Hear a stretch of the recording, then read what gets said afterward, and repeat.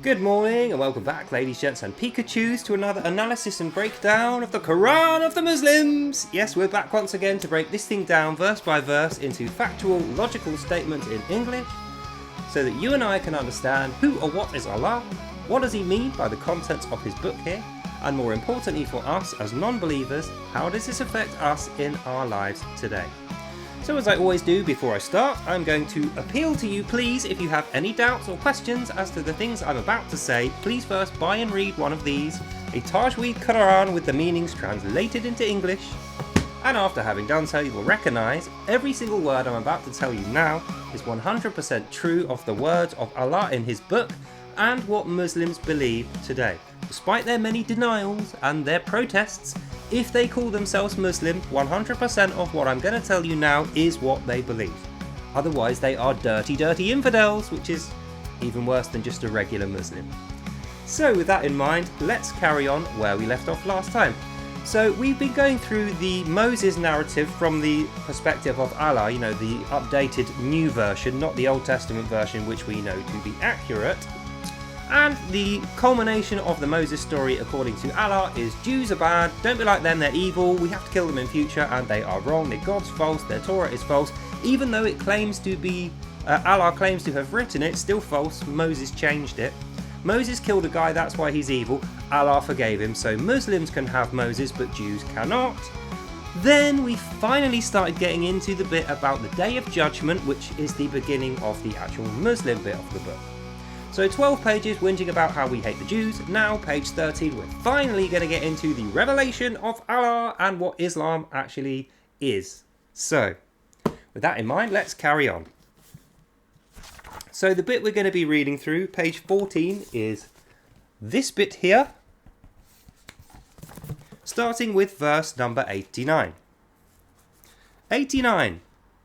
And when there comes to them a book from Allah, confirming what is with them, although from old they prayed for victory against those with faith, when there comes to them that which they should have recognized, they refuse to believe in it, but the curse of Allah is upon those without faith in Allah. End of verse. So, finally we get to some Islami stuff, some Muslimy stuff. So if we break it down, and when there comes to them a book from Allah, so he's saying there will be a book that comes to you, i.e. he's talking to Muslims before this book was written. When this book comes to you, confirming what is with them, i.e. this is supposedly going to be confirming what is in the Torah, you know, the actual book, even though he claimed this was the book. When that happens, although they from old prayed for victory against those with faith. Now, I have a problem with this.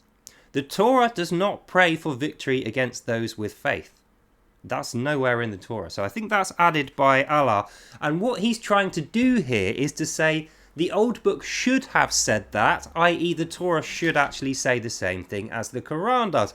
So once again, Allah is trying to usurp the place of God and throw out the Torah and say this is actually the real Torah. When the Torah really arrived, it was the same as this, but those evil Jews and Moses, they changed it, which we know to be false. So that's what that means. Then he rounds out the verse by saying, when there comes to them that which they had recognized, they refuse to believe it, but the curse of Allah is upon those without faith.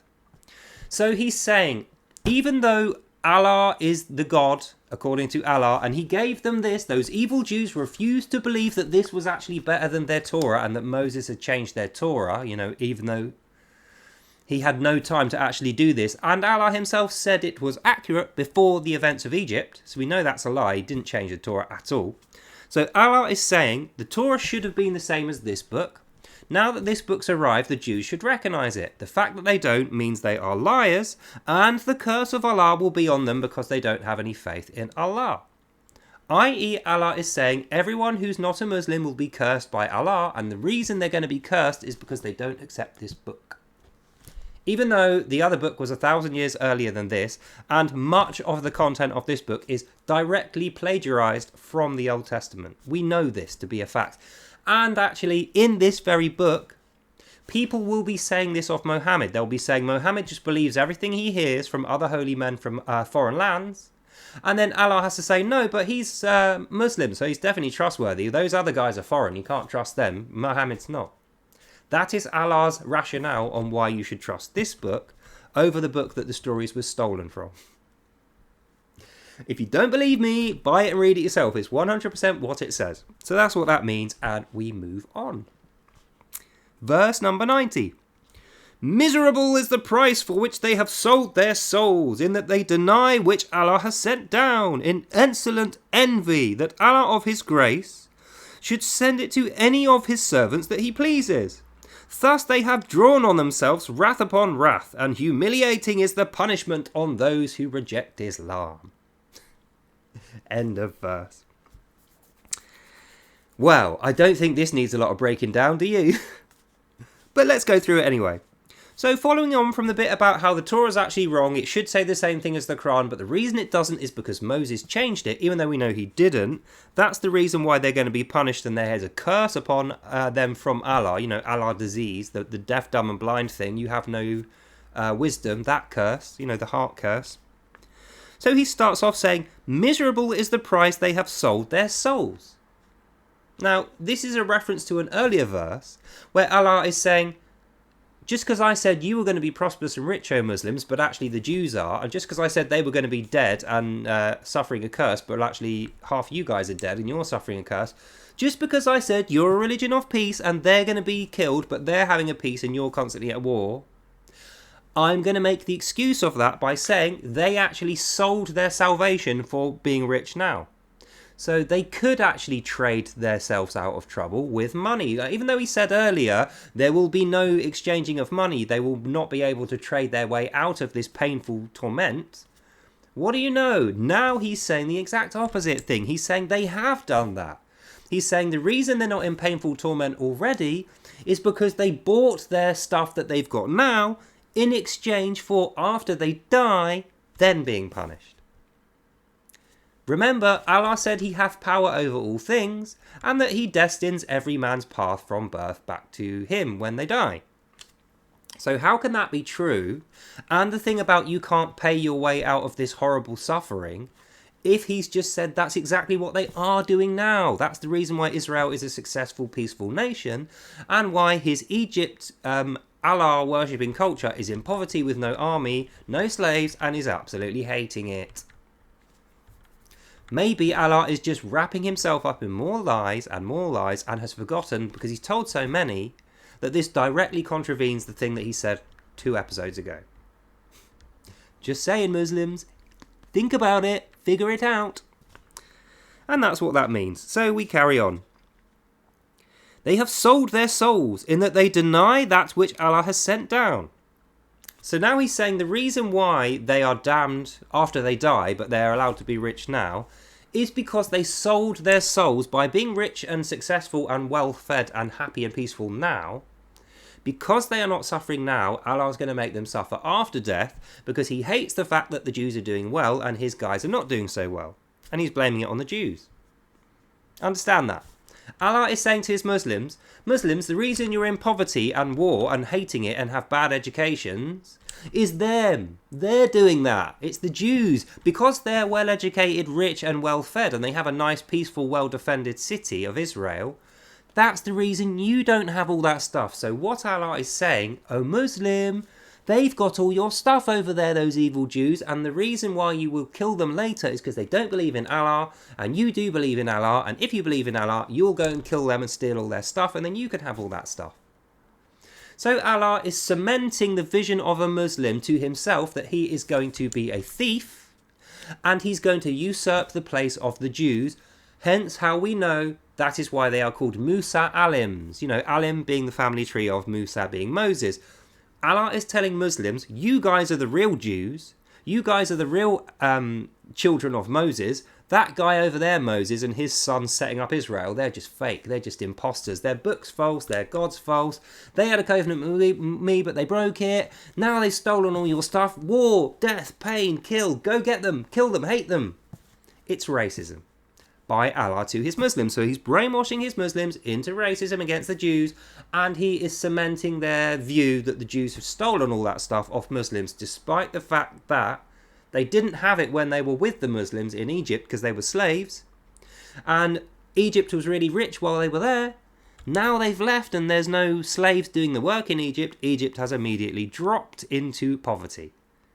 So Allah, instead of saying you guys are in poverty because you're just lazy and you don't work very hard and you don't do any farming, you're too preoccupied trying to kill these guys and failing. And the reason they're doing really well is because they've just knuckled down and they're not at war and they're farming and they're trading. Instead of just saying that to his Muslims, which would be true and actually intelligent, he's saying, no, don't bother farming, don't bother trading. War, kill the Jews, steal from them. That will surely bring you out of poverty. Such a mindless idiot, this guy. Then he finishes up by saying, Allah has sent down in insolent envy that, the punishment on the Jews, that's what he sent down. In insolent envy that Allah of his grace should send it down to any of the servants that he pleases. Thus they have drawn wrath upon wrath. So now he's saying they've already got wrath because they, didn't want to be slaves in Egypt and they left and they said, no, we don't want to worship you, Allah, we've got our own God. Then they went over there and set up Israel. Now the fact that they haven't just naturally died, and it turns out they managed to make Israel in the desert just with their God. They shouldn't have been able to do that. It's a miracle. The fact that they've done that is wrath upon wrath. So now we're twice as angry at them. Got it, Muslims? Jews are horrible, evil, hateful apes who are horrible and evil, and we hate them. We're going to kill them. But on top of that, because they're doing well, we hate them even more. Jealousy, spite, and rage. These are all characteristics of Allah, Mohammed, and therefore Muslims. This is why I say in the intro, despite their denials and protestations, because Muslims will tell you, we're lovely, we're religion of peace, we're diverse, we're all about equality. No, they're fucking well not. This is telling us Allah is commanding them, hate the Jews because they're not your slaves and they don't want to worship Allah. Hate them twice because they're doing really well over there on their own without being at war with anyone. Because they are a successful, peaceful nation, that is the reason why Allah wants you to hate them, Muslims. But I will say to you again, Muslims, if you spent the same amount of energy you wasted on attacking the Jews and being racist, bloodthirsty murderers and rapists, if you put that energy into farming, building things for export and trading and educating yourselves, think how much better your country would be. You wouldn't need Allah's stupidity. You wouldn't need to go and ransack the Jews to steal their stuff because you would have your own stuff. Therefore, you wouldn't need to become thieves and slaves of Allah. You would be free men and masters of your own lives. But you want to be slaves of Allah. Fine, go ahead. So anyway, that's what that means. Oh yeah, and then the last thing it says, and humiliating is the punishment of those who reject the faith. So, what is a humiliating punishment? What does it mean to humiliate someone? It means, hum is a Latin word, which is the root of our word humility. Humility is what happens to you when you recognize your faults and you lower yourself so that other people can tell you off or you can recognize that you are not very good. So a humiliating punishment means I am going to put a punishment on you which reduces you down to complete humility and servitude to me, then I'm going to tell you how crappy and evil you are. So that is what Allah is talking about here. He's adding this to his existing regime of punishment. So he's going to kill them, burn their town, kill all their sons and daughters. Then he's going to raise them in the dead on the day of judgment, kill them again, send them to evil fire forever to burn. On top of that, he's going to ruin their reputation past their death. And the way he's going to do that, as we can see in the current day, is through the creation and propagation of false narratives. False doctrines, propaganda and lies, i.e. we're going to make everyone think the Jews are evil, bloodthirsty murderers and rapists, even though it's actually the Islam guys who are those things. And the reason we're doing it is because Allah told us to, and we need to humiliate these guys because Allah was humiliated by them when they escaped Egypt without drawing a sword. Even though it was Allah's own fault that happened, he got a warning from God, there will be no trouble if you just let my people go. But he thought he was smarter than God and he didn't want to let them go. So that is the reason why he is humiliated. And because he feels humiliated, now he wants to take revenge on the Jews for humiliating him, even though it was God that humiliated you, Allah, not the Jews. That's what that means. And we move on to 91. 91. When it is said to them, believe in what Allah hath sent down. They will say, we believe in what was sent down to us before. Yet they reject all besides, even if the truth confirming what is with them say, why have you slain the prophets of Allah in times gone by, if you did indeed believe? End of quote, end of verse. So, breaking it down, what is happening here is there's a conversation going between the Jews and the Muslims, and it starts like this. When it is said to them, i.e. when Muslims say to those evil Jews over there that we're talking about killing, and have you noticed how we're still talking about the Jews? We're 14 pages into the holy revelation of Allah. The entire thing has been talking about how evil the Jews are. And they wonder why Islam is the most racist religion on earth and why people are rightly fearful and tepid about accepting it. Because 14 out of 14 pages of your holy doctrines, Muslims, Allah worshippers, is hate the Jews, kill the Jews, Jews are liars, Jews are bad, Jews are false religion, Jews God is bad. We actually wrote their Torah, but Moses changed it so it's false. But it should say the same thing as this. Please trust me, bro, Allah. 14 whole pages. So now we get to the conversation between the Jews, who actually aren't there anymore. They're now over in Israel, completely ignoring the Allah guys, because they know that they're going to try and kill them. You know, they're spies, so they don't talk to the Allah guys. So Allah has invented this conversation, or Mohammed, I should say. So the Muslims say to the Jews, believe in what Allah has sent down. That's a command. So the Islam guys are going, Jews, you better believe in Allah, you better worship the Quran like we told you to.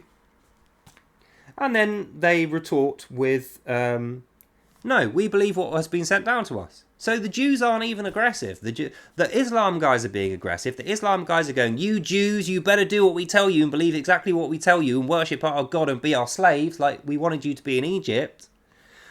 And instead of going, screw you, we'll flippin' well kill the lot of you because you're a weak, poverty-stricken, idiot, uneducated bunch of oiks in a shit culture, which they should have said. No, they're trying to be nice. They're saying, no, thanks, we believe in what we got sent down by God. We're okay with our own religion, thanks, guys. So they're being nice about it.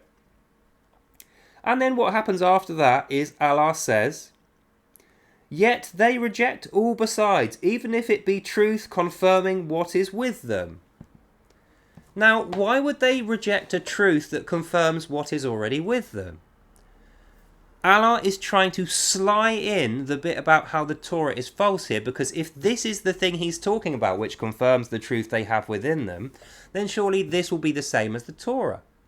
But he already said the Torah was wrong because Moses changed it. So if this confirms the Torah after it's been changed, that says that this is also wrong.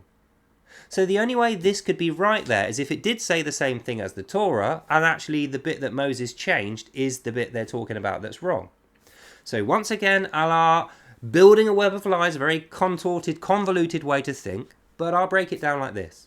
Original Torah was accurate in the words of Allah, then they met Allah in Egypt and suddenly it became wrong. Moses was the reason it became wrong in the words of Allah, despite the fact that he was in Egypt as a slave with all his Jews, and there wasn't any chance to have rewritten a whole book in a short space of time. Then Allah said, I want you as slaves or I'm going to kill you if you try and leave. And they said, no, we're okay, we're leaving anyway. So they escaped. After they had escaped, then Allah starts saying Moses is bad, because previously he was saying Moses was his prophet. When he thought there was a chance he could retain the services of the Jews as slaves, he was saying, no, Moses is cool, Moses is my prophet. I'm the guy that commands Moses. You know, Moses' miracles come through me, says Allah. But then Moses escapes with the Jews and the Torah, the Ark of the Covenant, set up Israel, prayed to Yahweh. Now, after that has happened, Allah is saying Moses is bad, Moses killed a guy, Jews are evil, their book's wrong, Moses is the reason it's wrong. And that brings us up to now, the conversation we're having where Muslims are saying to the Jews, you better believe in Allah and worship the Quran, you Jews. And the Jews are going, no, we believe in what God gave us, thanks, we're going to stick with what we've got already. And then the conclusion of the conversation is Muslims saying, they don't believe anything, even if it confirms what they're already saying to be true. They're just doubting Thomases. They don't believe anything. Even though they've never not believed in God. They've never not believed in the Torah. They've always done what Moses said for them to do. And that is the reason why they managed to escape Allah and his evil Arab Egypt army guys to begin with. and why, even though it's a flipping miracle, they have gone into a desert, found springs of water, and set up a huge, powerful farming and trading city in the middle of the desert. I mean, look at... Can you imagine this, right? Egypt is a powerful kingdom. 5 to 600 BC is coming up. So 4 to 500 BC. Egypt is the most powerful kingdom on earth. They've got everything. They've got wealth. They've got power and education. They've got all these different gods. They've got loads of farming. They are exporting things, so they're rich. They've got a really powerful army. Allah turns up, bang, they're immediately in poverty. Then the Jews escape. Then they're in more poverty. The Jews are ex-slaves. They have nothing apart from the Ark of the Covenant and a few bits and bobs and some sheep. With nothing apart from those things and a few sheep, they go into the middle of a big desert which has got nothing in it, no rivers or streams, nothing. It's literally a flat, sandy desert with nothing in it. And because they are praying to Yahweh, their God, and ignoring Allah, from being slaves with nothing over the space of like 50 years, they create this huge, powerful, nourished, well-fed nation of Israel, and they find springs of water under the sand, and they grow into this powerful nation. So it's a miracle that they managed to do that with God's miracles leading them on. Meanwhile, Allah's lot over here in Egypt immediately dive bomb into poverty and have no food and no product. Now they don't have any gods, they don't have any wealth, they don't have a big army, they don't have any export, they don't even have food. And the reason why they think this is happening to them, because Allah is telling them this, they don't think that that's happening because they're just lazy and don't make any food, because they've let their kingdom go to ruin. They think the Jews are the cause. They think because the Jews aren't their slaves anymore, that's brought bad fortune on them. And Allah is telling them that this is true. That's the reason why Allah is now saying this conversation's happening where the Islam guys are going, you better believe in Allah and come back and be our slaves. And they go, nah, we're okay, we're doing really well over here actually. We don't need you guys anymore. And then Allah is saying, see, I told you they're evil. It's the most ridiculous narrative ever.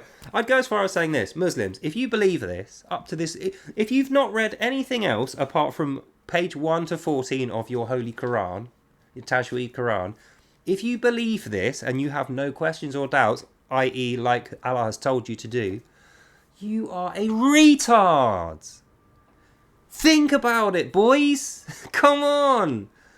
Put this in context of if you were there and the roles were reversed. If the Jews were doing this to you and saying this to you and Yahweh was commanding his Jews like this, do you think they'd be in a big, successful, well-fed nation? Hell no, they'd be poor and in dire straits. They'd be on death's door the same way that Egypt are. But the reason they're not is because rather than wasting their time and energy having a war with a more richer, advanced culture, who, by the way, aren't interested in war, but just going to beat you anyway because you suck, they're actually putting their efforts into being creative, farming, trading, building houses, having happy families, building a wall, and learning about their culture, you know, learning about their scriptures, teaching themselves language, art, music, history, art, geography. Whereas the Allah worshippers are not doing any of that. All that the Allah worshippers are doing is going, Allah Akbar, Allah Akbar, kill the Jews, let's go and kill the Jews. And they are failing. Muslims, stop being such flipping retards. Read it, understand, figure it out. The reason you're poor is not the Jews. The reason you're poor and at war and in poverty and filled with disease and curses is Allah. Stop following this guy, he fucking hates you. If he didn't hate you, he'd be giving you good advice the way that God has done to the Jews.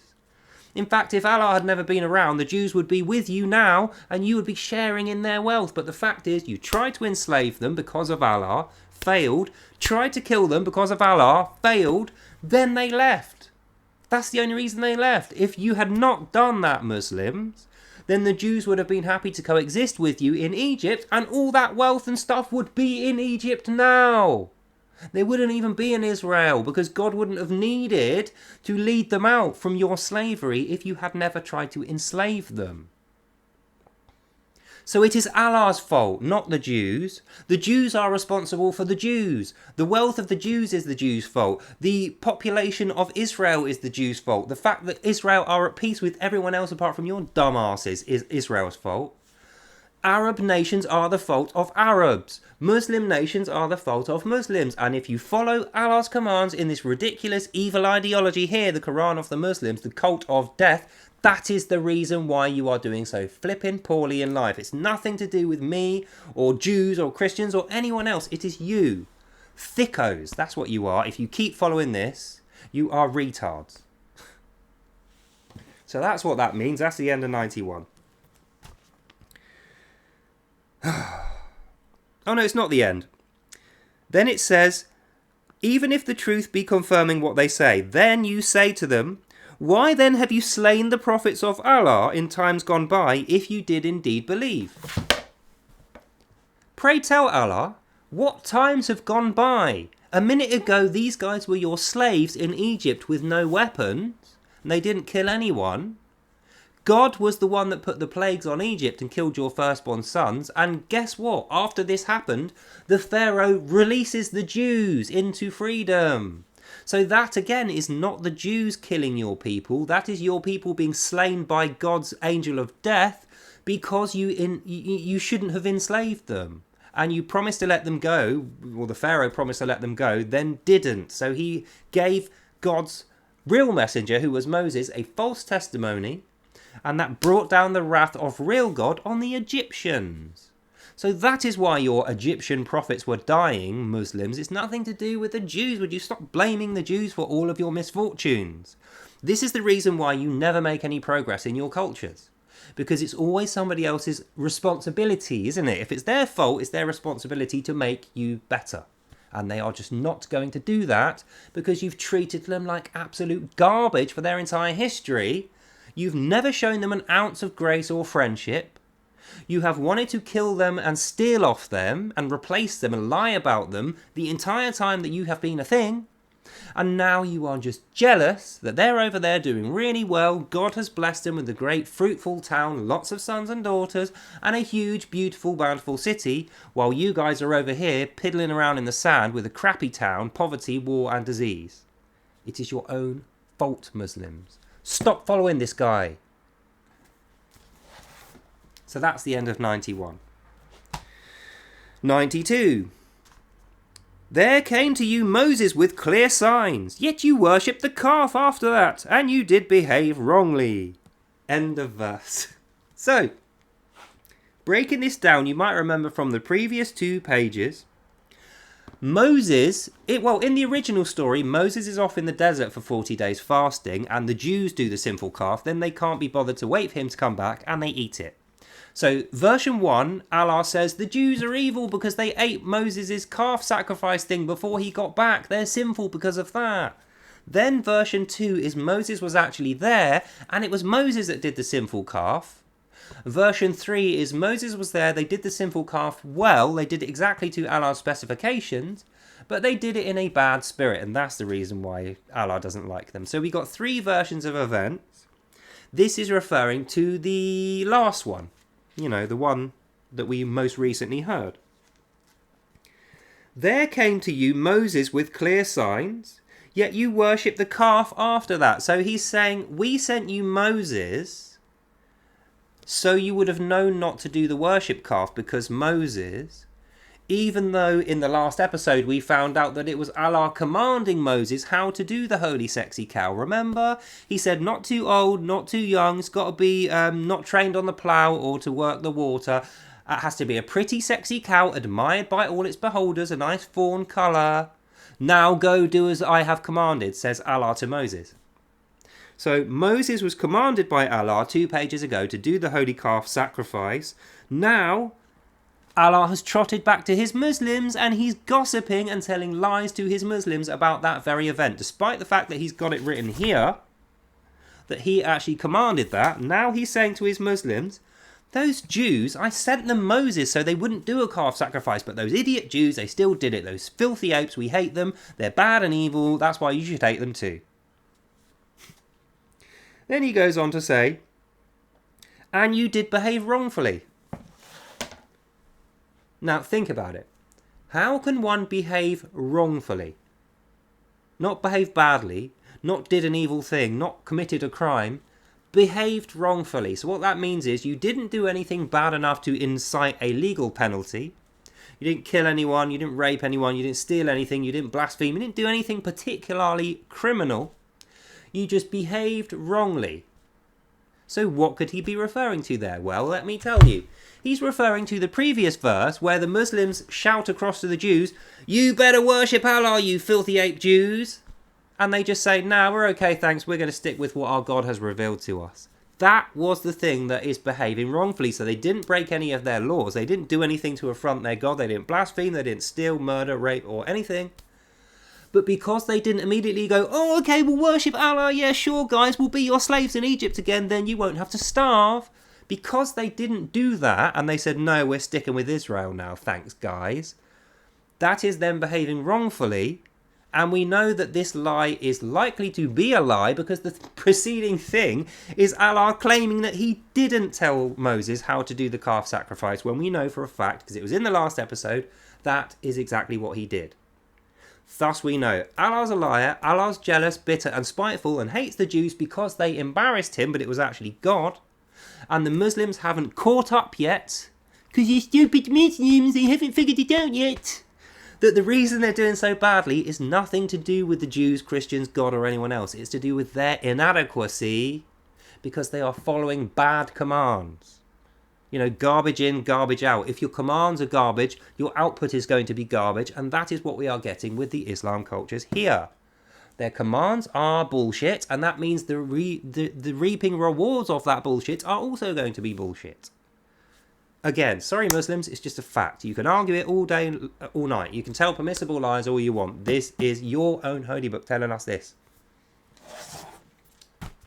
So that's the end of 92. And thank God, mercy me, we get to the final verse of the episode, number 93. And remember! So we're back to the old telling big porky pies, because that's what Allah does when he's going to tell you a lie. He says, and remember that thing that happened when you weren't even really there. I'm going to implant this memory in your head by saying, and remember. And remember, we took your covenant and we raised you above the mount, saying, hold firmly to what we have given you and hearken.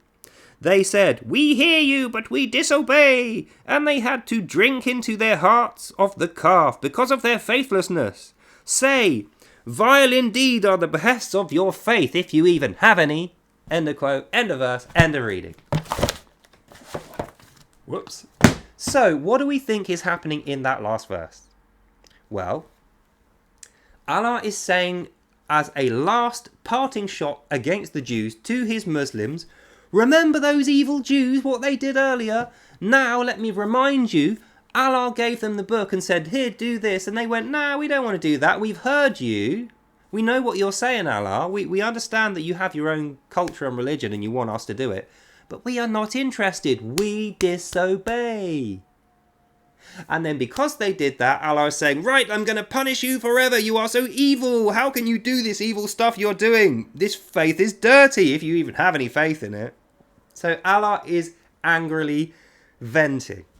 There is no parable. There is no moral in that last thing. It is just Allah's frothy-mouthed anger coming out at the Jews, saying, your faith is horrible if you even have any faith in it. So now he's questioning the Jews and saying, how can you not be accepting my thing? Like, I can't believe you're doing what you're doing. You don't even have any faith in that.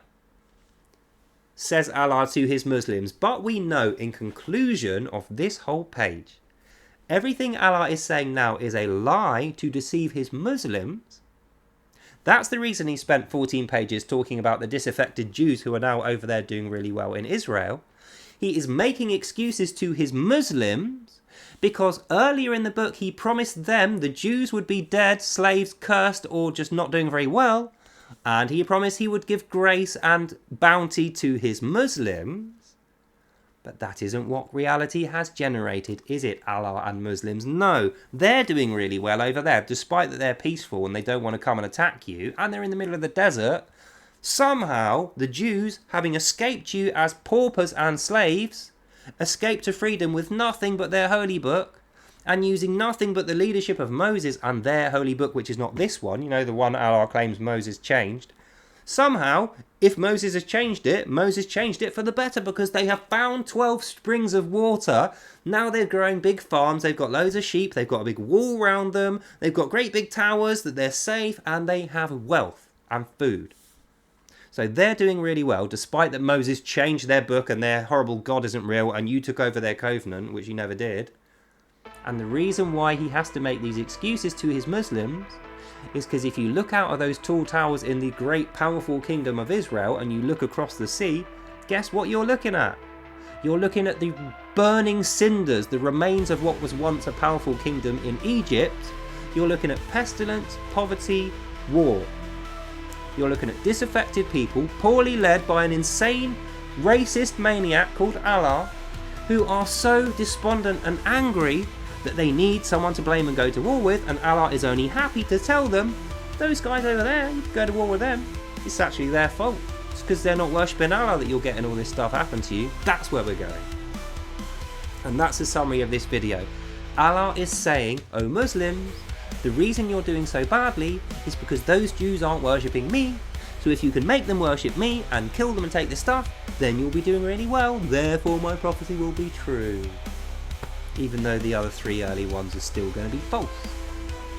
So, that's the end of this video. Hope you enjoyed that and you learned something. God bless you all.